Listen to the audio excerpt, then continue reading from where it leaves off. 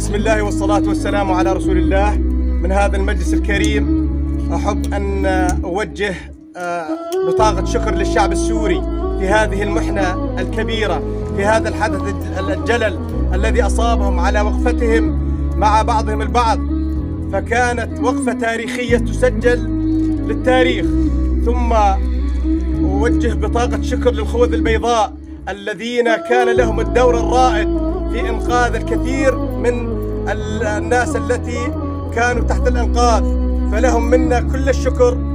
ونشكر كذلك إخواننا العرب ولو كانت مساعداتهم أتت متأخرا، فنشكر بالبداية الأخ أبو تركي الرجل الأول في العرب، ثم نشكر جميع الذين ساهموا في إنقاذ الشعب السوري ومساعدته من دول الخليج، السعودية وقطر وغيرها من الدول.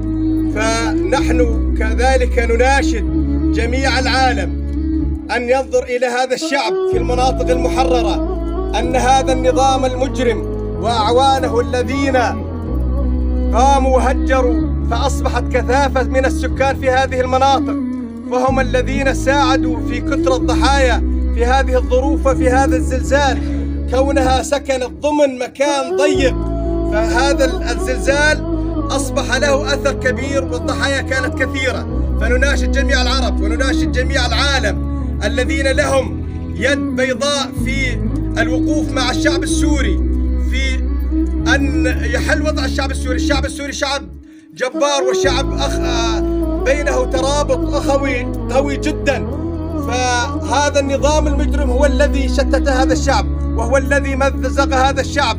فنطلب من جميع دول العالم أن تقف مع هذا الشعب في وحدته وفي صفه، وأن تنقذه من هذه المحنة ومن الخلاص من هذا النظام المجرم، والرحمة للشهداء والشفاء العاجل للجرحى. والسلام عليكم ورحمة الله وبركاته.